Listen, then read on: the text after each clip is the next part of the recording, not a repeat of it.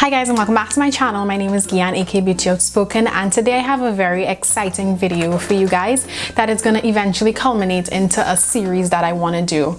So I get a lot of questions in my inbox from friends or just strangers who know that I do YouTube videos, and you guys always ask me questions regarding like hair troubles or hair issues you may be having. So I decided that I really want to take my channel to a place where I become a one-stop shop for like hair issues, hair styling, anything related to type 4 natural hair issues. So I wanted to develop a series, and I'm calling it the hair troubleshoot series, which I think I can work on the name after. But it's basically going to be related to topics that you guys have issues with. So today's topic is going to be dry hair, and the format it's going to take is typically how I would go about answering a question. If somebody comes to me and says, Gian, I have dry type 4 hair, what do I do? Usually I would go through a series of questions, and then based on that I can definitely tell you what may be going on or what is wrong with your hair and how we can definitely go ahead and fix that. Of course, if it is helpful, please like and subscribe to my channel to see more helpful tips and hairstyling videos and just getting to know me as a person.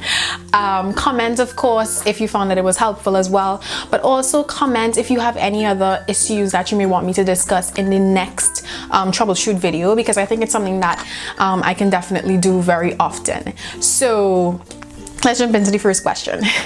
So if you come to me and you tell me you have dry hair, one of the first things I ask you is what kind of shampoo do you use and how often do you shampoo? Now, what kind of shampoo, meaning are you using a clarifying shampoo every single week? Once your second ingredient in a shampoo is sodium lauryl sulfate, sodium laureth sulfate, then definitely you're using a shampoo that is extremely harsh on the hair. And if you shampoo once a week, then using a sulfate-free shampoo that often can definitely strip your hair of its natural oils and make the conditioning and the moisturization process thereafter very difficult. So it's important for you to purchase and utilize a sulfate-free shampoo if you wash your hair on a more frequent basis. And of course, any sulfate shampoo will do. One of them I really like is the Design Essentials Almond and Avocado shampoo. The other basis to shampooing your hair is also, do you shampoo at all? Because I know a lot of persons stray away from shampoo and they use co-washes, or they take a really long time to shampoo. Now, if you are somebody that uses a lot of moisture products, a lot of creams, a lot of butters, a lot of heavy oils, your hair is dirty, and if you don't wash your hair more frequently, what you're gonna find is that you're putting product on top of dirty hair, which means that no product is penetrating and it's eventually just gonna be sitting on top of the hair, and eventually the hair is going to be dry, it's going to be breaking because there is no moisture going through. Now, I know that for natural hair, water is a bit of a crime because it's just a lot of processes to do after with your wash day, but definitely if you can't do once a week like me, every 2 weeks if possible, really just make sure that your hair is getting water and your hair is being cleansed. So the second question I would usually ask you is how often do you deep condition? And I'm always really surprised to hear about the responses to this question.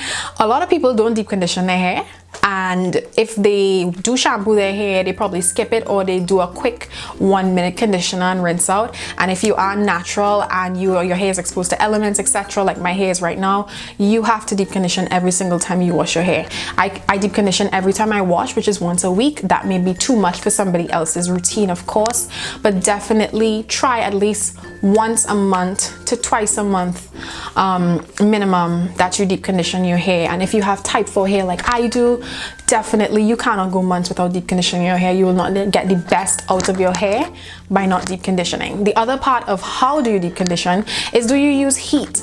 Now, if you don't have the money or you don't have on hand right now to buy a soft bonnet dryer or one of those overhead dryers or even a steam cap, definitely just using a plastic bag and putting a warm towel over your head, and you can microwave the towel and put it on, is going to definitely give your deep conditioners a boost and your deep conditioning routine a boost than just putting the deep conditioner on and leaving it. The other question I would ask is, are you using a deep conditioner with too much protein? Now, something I've always stressed on my channel is moisture protein balance. Our hair is made up of keratin, so it's not to say that you are natural, your hair is dry, put more moisture on it. Sometimes protein may be the missing link, but also you don't want to use too much protein on the other side of the scale, because your hair is just going to be drying and breaking and you're not going to realize what's going on. For example, a conditioner you may pick up, you'll see ORS hair mayonnaise. You'll see conditioning treatment for damaged hair. You'll pick this up and use this as a mask every single week. This is dangerous. This is a protein treatment. Now it does have moisturizing ingredients in there, but it is more protein and moisture. And what that means is that you need to use this a little bit less and pick up a conditioner that has more moisturizing emollients at the beginning. So you'll see a lot of oils, you see a lot of fatty alcohol, cetyl alcohol, stuff like that at the top of the ingredients list, and then you may see the hydrolyzed collagen, the hydrolyzed keratin somewhere lower down. That is, and when I say lower down, I mean down to the last of the ingredients. There's some of the conditioners that even say protein free. That is more recommended for me to use on a more weekly basis or a more fortnightly basis according to how you wash your hair. And then you can use the protein treatment every 4 to 6 weeks. For me, I go 4 weeks because I am color treated, but if you are not color treated, you don't necessarily even need to do a protein treatment very often, every 3-4 months, because moisture is what you need. So picking up any conditioner that has great moisture ingredients and maybe some protein somewhere in there, which is what the average conditioner usually has, unless it says protein treatment, you're going to be perfectly fine. What companies are starting to do, and this is just an example, this is the Miel Babasu Oil Mint Deep Conditioner, is actually put protein moisture replenisher. And I think a lot of companies need to adopt what Miel Organics did, because it just takes the guessing game out of it. But one of the ways to know if a conditioner is more protein, it will say replenishing, it will say repairing, it will say for damaged hair, anything like that is keywords that there is protein somewhere higher up on the ingredients list than a moisturizing conditioner. The other question I would usually ask is, what is your moisture routine like? Now, as a natural, I would hope by now, or if not, you've heard of the LOC and the LCO method. And that is basically a way to layer on your products to get the best bang out of your natural hair. Because sometimes I used to do it too before I understood about that, about layering your products, is I would go to a store, I would pick up a hair moisturizer, put it in my hair, and then be pissed off that it's not moisturizing my hair. But what I forgot is that this product is penetrating, it's going into my hair shaft, but what that means is also leaving exposure to the environment. So I needed to apply a sealer on top of that to really get the best bang out of my moisturizer. So simply, are you using a leave-in or a liquid? So let's say you are using water. Let's say you have a spray bottle with water.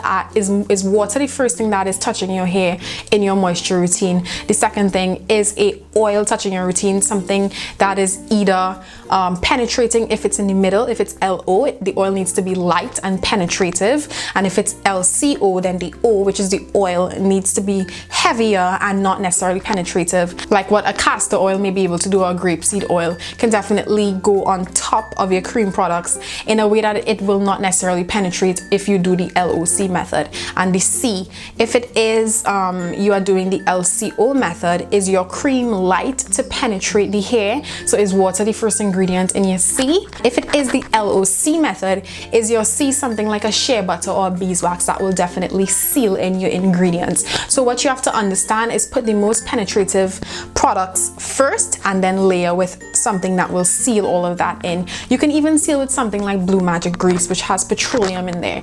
That is definitely not going to penetrate your hair. But if you are using, let's say, Blue Magic Grease only, you will find that your hair is extremely dry. So if you are using Blue Magic Grease, spray your hair with some water at least, and maybe if you can swing fit, get a moisturizer with water as the first ingredient, and you can definitely go ahead and use the old school Blue Magic Grease. But on dry hair, Blue Magic Grease is a no, because there's no moisture properties happening in that product.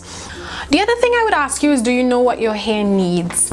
And when I say that, I mean in terms of porosity. I think we neglect porosity so much, and porosity definitely affects a lot of things. It affects how you moisturize your hair, it affects the type of conditioners that you use, and maybe I should have put this question at the top, but it is a bit complicated. Once knowing your porosity, we'll be able to tell what products you can use, what products you should stay away from. For example, if you have low porosity hair, you may need to stay away from proteins more often than somebody who has high porosity or higher porosity hair, because porosity is on a spectrum. It's not really low, strict high, but it's all in a spectrum, low, medium to high. So your hair could be leaning towards the medium-ish porosity, which is what color did to my hair, and that means I need a little bit more protein versus somebody with virgin hair that may be on the low porosity side. A lot of proteins is going to do more harm than good for your hair. And similarly, your moisture routine, Low porosity hair as well gets clammy and heavy very easily with heavy products, so you may need to use lighter styling products. Versus somebody with high porosity hair,